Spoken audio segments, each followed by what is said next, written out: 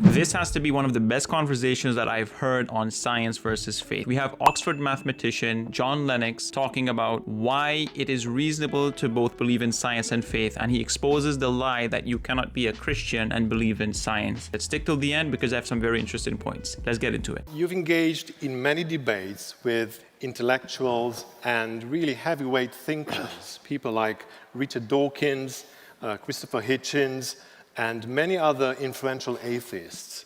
Many people in this room will know you from these debates. Can you talk a little bit about these debates? Which one was one of the most remarkable one? And also, what have you gained? What insights have you gained from this experience? I suppose one of the most remarkable ones, and partly for a humorous reason, was the debate with Professor Peter Singer, who's one of the world's leading ethicists, and I was invited to debate him on his home turf, that is in Melbourne City Hall, some years ago, although he teaches at Princeton. And in the opening remarks, I'm always open with audiences and point out that my parents were Christian. And when he started, he said, well, there goes my main objection against all religion. People stay in the religion in which they were brought up. And when I heard that, I thought, this is going to be very interesting. Because when I got a chance to speak, I said, Peter, I told them about my parents. Tell me about your parents. Were they atheists? Yes, he said, they were atheists. So I said, you've stayed in the faith in which you grew up then. Oh, but he said, it isn't a faith. Oh, Peter, I said, I'm very sorry. I thought you believed it. And cyberspace went mad at that time, that here was one of the world's leading thinkers who didn't realize that his atheism was a belief system. And you notice how carefully Dr. Marusca Samuel introduced this. He talked about faith in God, because all people are people of faith. Everybody's got a worldview that they believe. Yep. And this really exposed one of the biggest problems we have in our culture, that Christians are regarded as people of faith. That means they believe where there's no evidence. But atheists, they're not people of faith. They're rational. And fighting against that is one of the things I've been doing for a long time. What have I learned from it?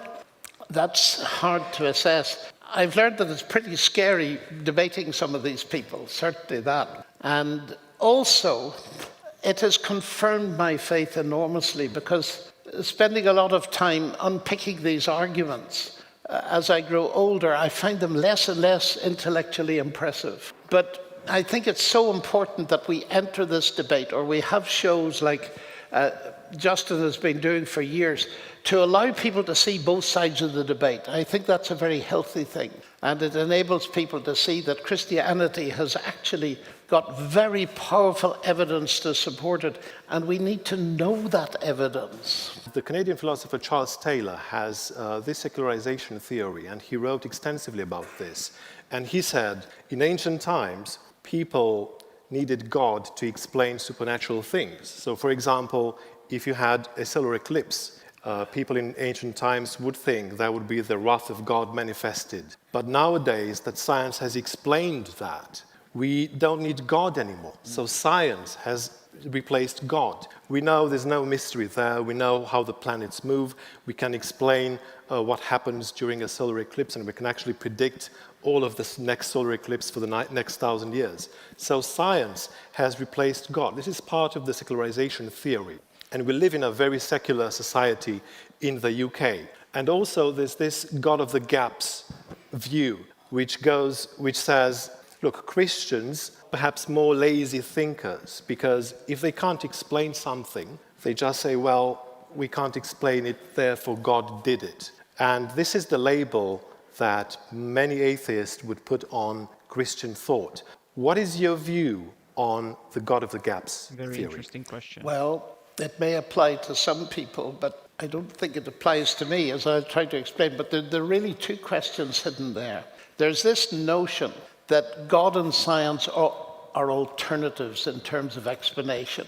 And for a long time, I couldn't understand why people as bright as Stephen Hawking constantly said to the public, you've got to choose between God and science. And I realized for a long time that part of the reason for that was they didn't understand the nature of scientific explanation. Now that may sound like a very arrogant claim for me to make, but actually it's quite simple. We need to realize that the God explanation and the science explanation are different kinds of explanation.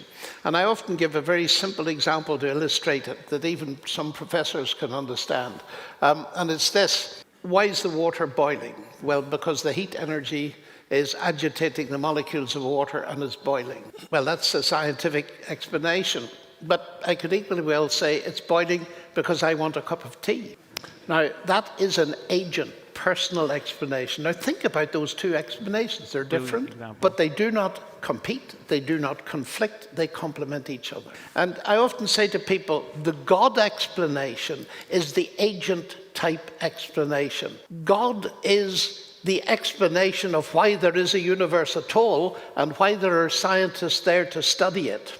He's not competing in that sense at all. And we need both, as I find most school children can say. The second thing is that many contemporary thinkers have lost the idea of a God who's a transcendent creator who upholds the universe. And they think of God in terms of the Greek god of thunder.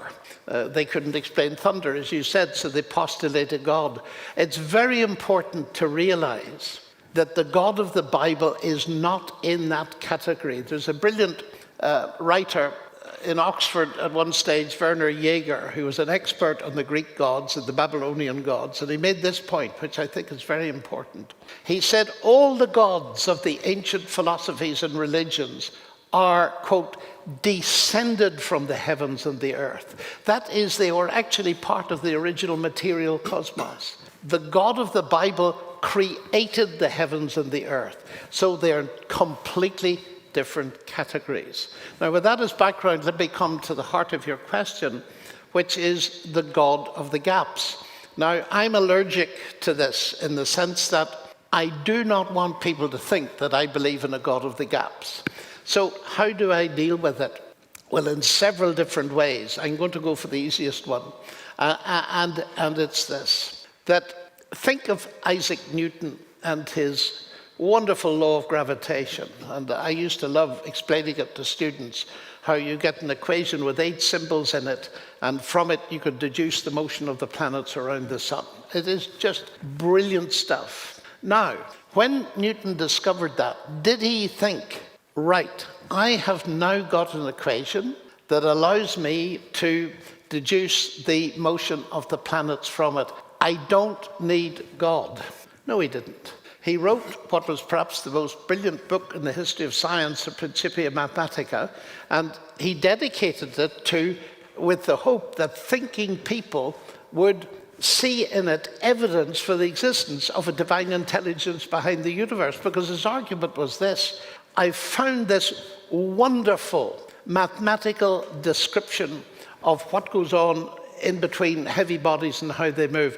What a brilliant God who did it that way.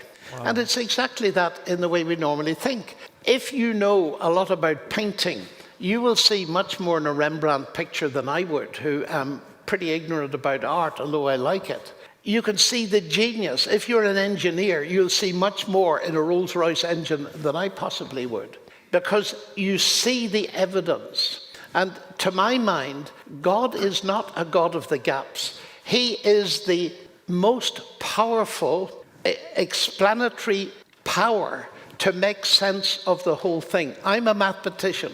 The very fact that we can do mathematics, to me, is an indicator that this is a word-based universe, to put it that way.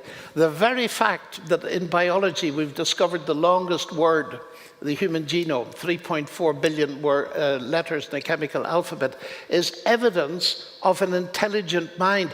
That's not a mind of the gaps. It's the only thing that makes sense. Now, I'm looking around the room, but the lights are blinding me. Oh, yes, I see a word up there, prayer. How very suitable. There are 2, 4, 6 letters. The moment you see that, what do you deduce? Well, you can see letters. They have meaning to you. You cannot explain that meaning in terms of the physics and chemistry of the paper and paint there. But the moment you see that, there are many mechanical processes that went in producing that sign. But you know, because that carries meaning, it's a word, that behind it there was a mind. Not a mind of the gaps, but a mind that's the only sensible explanation of what you're reading up there. It's that kind of argument, to my mind, that I find extremely convincing. That was a breathtaking conversation. I absolutely love it. I can't help feeling a deep sense of awe after hearing John Lennox speak about faith and science. Lennox reminds us that science, it doesn't stand against faith. It can actually point us toward the very God who curated the laws that we are studying. When we look at history, it's striking how many leading scientists from Isaac Newton, Gregor Mendel, and James Clerk Maxwell were devout Christians. They didn't see a conflict between the book of nature and the book of scripture. Instead, they saw them as complementary revelations from the same divine author. This reality is woven into our intellectual heritage, because let's not forget that Harvard and Yale were founded by Puritans who believed that the pursuit of knowledge, whether in theology, literature, or physics, was part of serving God and loving Him with our minds. Even the Big Bang Theory. It was first proposed by George Lemaitre,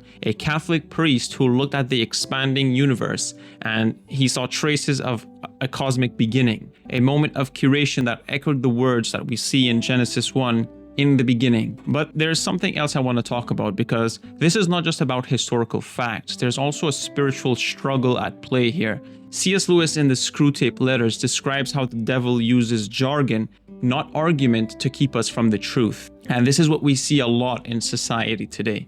Because let me break it down. Instead of letting us calmly examine the evidence and ask tough questions and dig into the evidence, he drowns us in buzzwords and labels like narrow-minded, and anti-science, and old-fashioned. This is a jargon that Satan uses.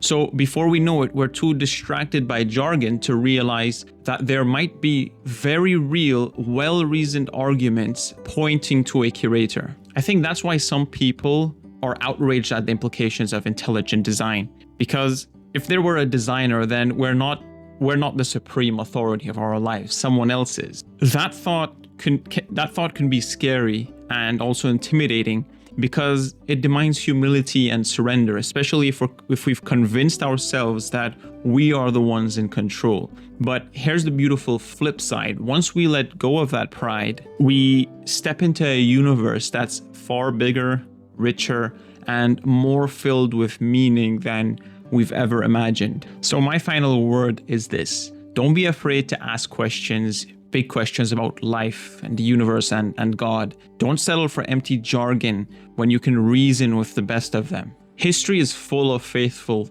thinkers who changed the world, and they invite us to join in that grand dialogue. So as you go forward, I hope you'll keep an open mind and an open heart, letting both faith and science guide you to a deeper understanding of truth. Thank you so much for watching this video. If you found this conversation enlightening, hit that subscribe button and let's keep exploring these monumental questions together. And as always, keep seeking truth, standing firm in faith, and standing firm in the one who is truth himself. God bless you, and I'll see you in the next video.